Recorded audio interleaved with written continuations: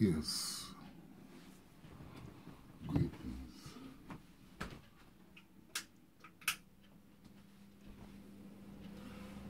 Yes, welcome to the fire. Now,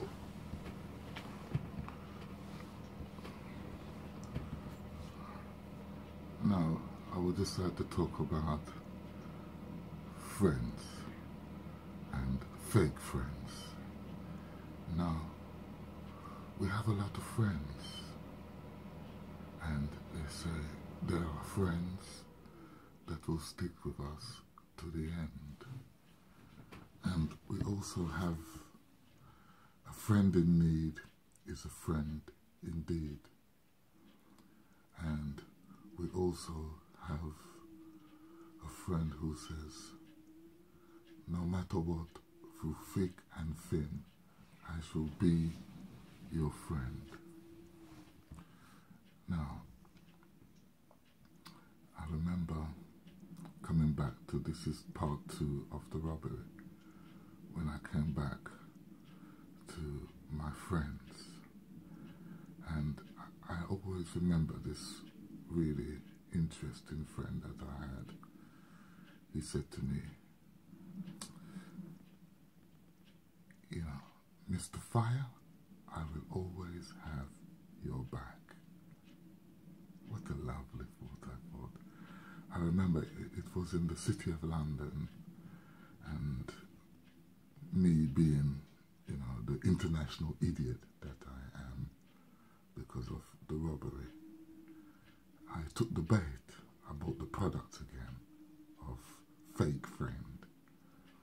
You know, just like you have Facebook, but sometimes it's actually fake book, because some of the images we're presented is not real. Some of the images we're presented with, there's predators out there preying on young children, those pedophiles and all other things. So some of it is actually fake book.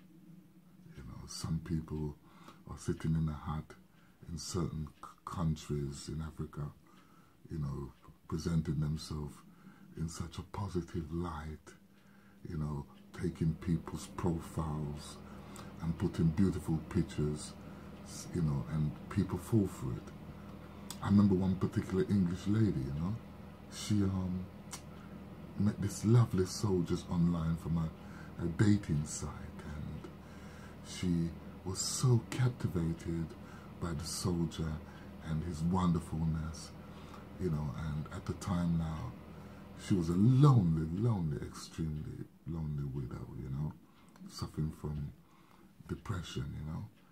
So she thought, oh, you know, the light has finally come, love has finally come into her life. So she decided, you know, to have relationship with this man on the internet through just conversation. So at one time he suggested to her that he was ill and he needed money, and of course she, being in love, you know, took the money and gave it to him. And when she eventually found out, she was over £100,000 down, and he was still, you know, like a vampire, sucking all her financial resources out of her. Eventually, she had a little breakdown, contacted the local authority, the police got involved, and one of these watchdog programs got involved, and eventually they found that it was a guy in Africa, in, you know, in Nigeria, in a little internet hut, was doing the robbery.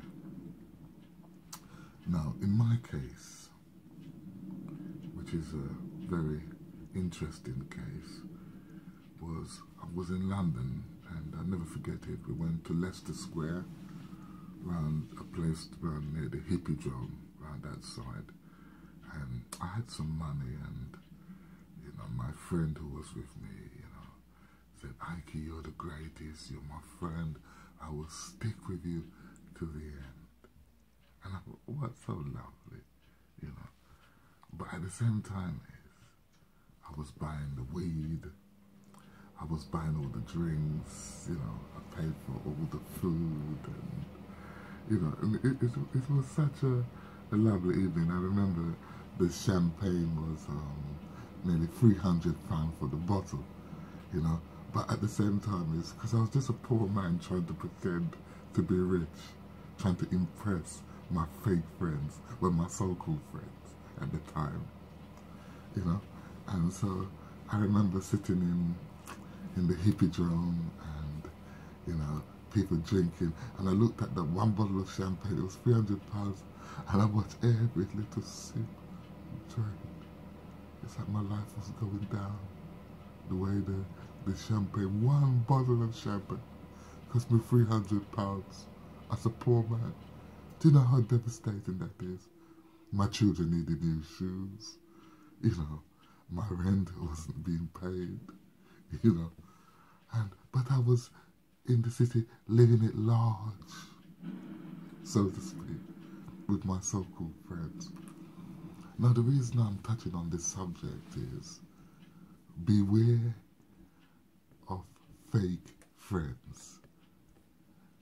So we drank the champagne, everybody had a good time, you know, we bonded, we were like blood brothers, you see the word here, blood fire, so we were like blood brothers. And so a situation happened a few years after that where, you know, me and my first wife broke up. So I thought, yeah, I remember my friend, you know, he said, yeah, he would stick with me, you know, and everything, you know, so I didn't have nowhere to go because obviously I was chucked out on the street, and, you know, and it wasn't convenient for me really to go back to where, you know, my wife, my ex-wife I should say, was, because, you know, I didn't want to cause any arms out, any distressing, and it could have kicked off and violence, and I didn't want the police coming stamping my face, and next minute I woke up in Brixton prison or Belmarsh prison, you know, or in America they will call it San Quentin, you know, or somewhere like that, or in Jamaica I might end up in Bellevue, you know. So I didn't want that to happen to me, so I've decided I'll go and see my good friend who I spent my money on and who was devoted to me. So anyway, I got to the house and, you know, went inside and sat down, and I was feeling very stressed out, and, you know, so we had a few little drinks, you know, and so I was thinking, yeah, you know, if things are good, I can stay with him for a few days, and after that then, you know, I can just go back to maybe get a little room, go to a hostel, go and see the local authorities and so forth, you know. And things will be wonderful because I've got the backing of my friend who said he will stick with me through thick and thin to the bitter end. So about 10 o'clock now, he says to me, ain't you going? I said, going? I have nowhere to go, you know. I'm homeless at the moment. He goes, well, you can't stay here. I said, yeah. He said, no, you can't stay here, mate. You just can't do it. It's just not on. You can't stay here. It's 10 o'clock. I got to get to work. I got to go. You got to go, mate. Wow. Wake up call. I couldn't believe my ears. I says, wasn't this the man who says we were friends to the end? I was spending my money on him. I've always supported him. And I said, you can't stay here, like, you know, can't stay here. If you do that, I'll even call the police on you. Wow. So, with the little black bag I had, you know, I just took the black bag and tears started dripping down my face, and I went to the local park bench to sleep on the park bench. Had a little can of, you know, Tennant Super, 13% with me, you know, so that was my lodgings, you know, for the night. And, you know, this is a part of the the friendship that we've been presented with. Now, I had another interesting situation where I had another friend who came to my house and he said to me, "Oh, Ike, you know, he wants us to get together," and he used this was the unification. Yes, I said, you know, that means to unite, to come together. And then he was so lovely, gave a lovely speech. He says, "United we stand, divided we fall." Then he says, this is the year of unification, of uniting the friendship. So obviously, again, I took the bait. So, you know, I went and started staying with him. And then an incident occurred where I relapsed back into my drinking. So it was brought out to me that I'm no longer welcome in the unification anymore. And also it was interesting, I was pursuing a lady that I was really interested in. And it's interesting how the person, you know, they contacted the person, I got in contact with the person, and they assassinated my character. They told the person, in the name of Jesus Christ, flee from this guy. In the name of Jesus Christ, leave this guy alone. This guy is no good. Remember, you know, this is the unification. This is the person who says, united we stand and divided we fall. Fire, blood fire. You see, but the first opportunity the person got, they assassinated my character. You know, like you have Wesley Sniper, you have the assassins, yeah, the Dirty Dozen, and all these people who went out, you know, to assassinate the Day of the Jackal. And that's another powerful assassin, yeah? And so the person couldn't wait to just assassinate the character, to drag I'm going to use a very delightful word, to besmirch my lovely name. So the reason I'm touching on this, we have to be aware of people who say that they are friends. And we have the friends that they call fair weather friends. These are the friends that only want us when things are going well. I remember previously, you know, years ago, I had a girlfriend, and for confidentiality reasons, we'll call her Miss M. So Miss M was my fair weather friend, and she said to me again, you know, you're so lovely, you're my man, I love you, you know, you're so wonderful.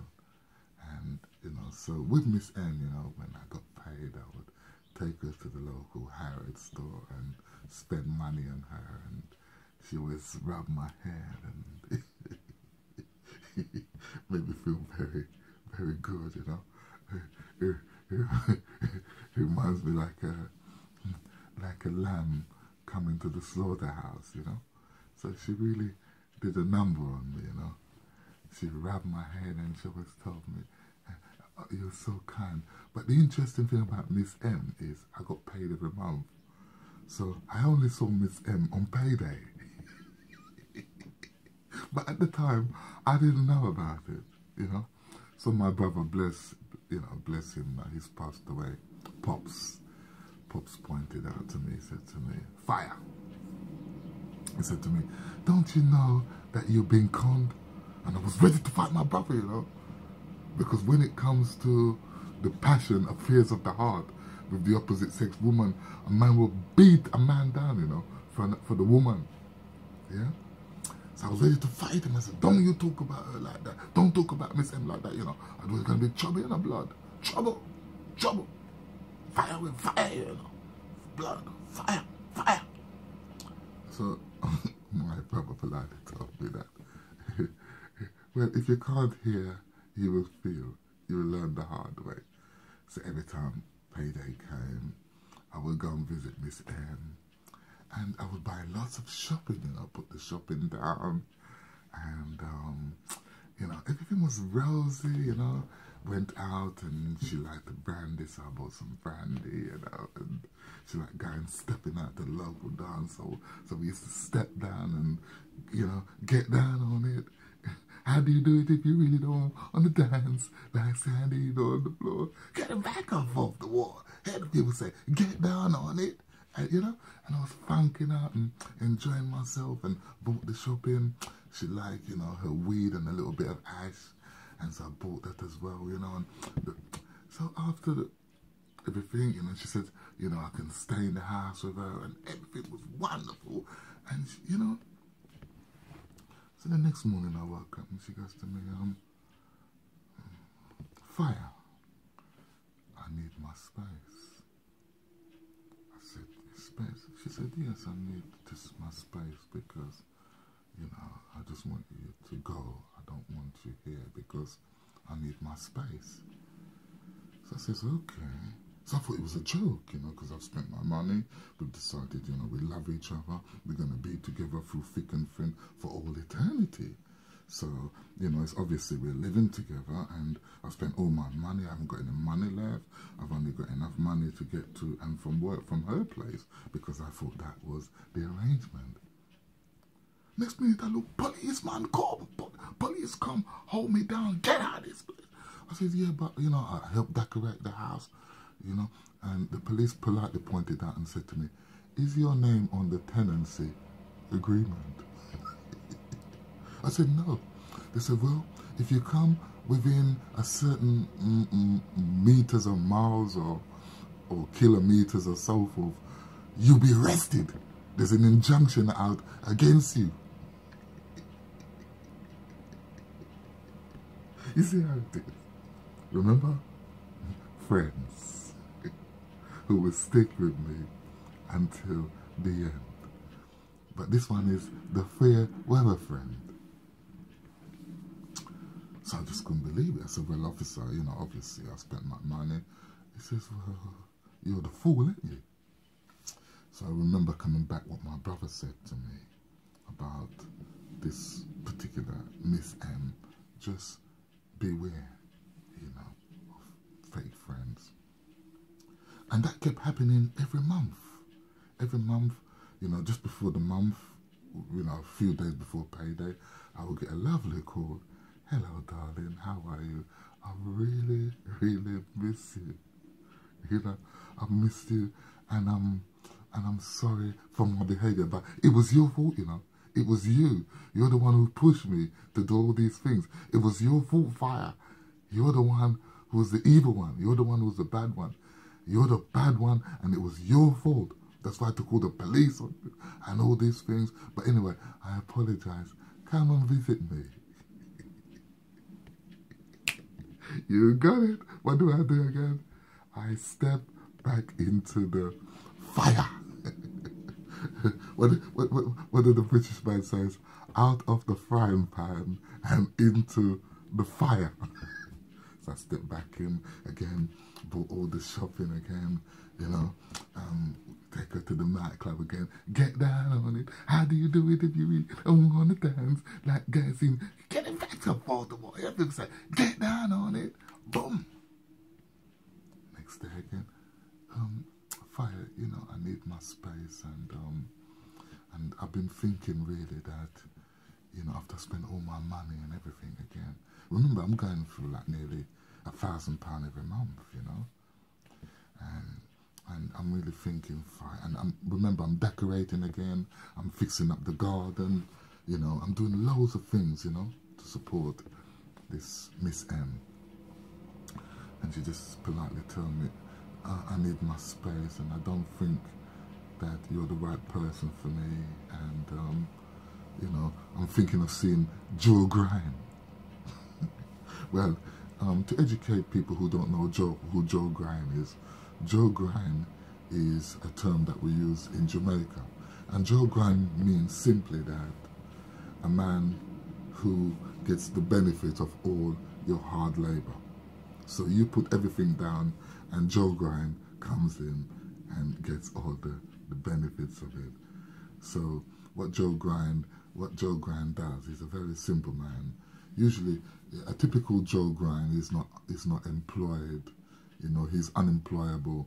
Maybe a little drug dealer can, you know, but he's very good in the bedroom bully scene, in the bedroom action scene. So Joe Grind always gets the ladies. You know, it's a bit like 007 James Bond. He's a professional Joe Grind.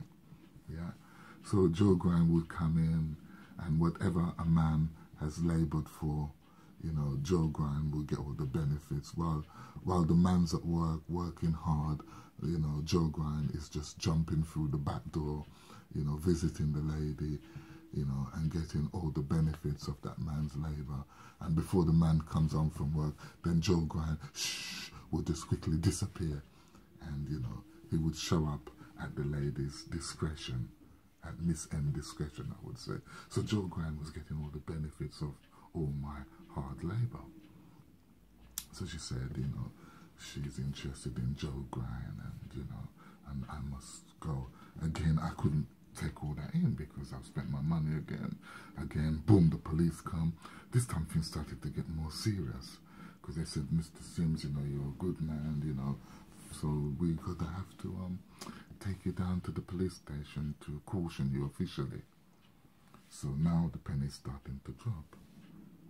So I started to look into the Bible now, and the Bible started to tell me that 1 Corinthians 15:33, it says, do not be misled. Bad association spoils useful habits. And then I started to read things like, beware of the foreign woman. Her lips are like honeycomb, but afterwards it is as bitter as wormwood. It is sharp as a two-edged sword. Then I started to look into the scripture in Micah, just generally about friends. It said, the best friend, Micah chapter 4 verse 7 or 5 verse 7. You know, it says, their best friend is like a briar. It's worse than a thorn hedge. So that means that a thorn hedge is a thing that prickles you, that when you go near it, it stings you, it bites you. And, you know, it can hurt you, it can really harm you. When you look at all those prickly trees with the thorn hedges, you know, it's got the horns sticking out, the thorns sticking out. And if it goes in you, sometimes when you walk through a thing called kukumaka or the thorn hedge, you come up with lots of bruises, lots of scrapes. You can even bleed to death because of the thorn hedge. So basically, and they have another one, they call it poison ivy. So if that thing gets inside your bloodstream, it can actually poison you. So what the Bible was warning me, that your friend could kill you. Wow! Wake up call. So I started to detach myself a bit more, and to realize that as a part of the robbery now, we have people in our life who says that they love us, whether it's family members, whether it's friends we meet, whether it's in relationship, could be a husband, it could be your wife, you know, it could be your daughter, it could be your son. But we have these people who say they love us, but as soon as they get the opportunity, they will stab you in the back and kill you. Wow! That is the truth about friendship. So beware of the ones who say that they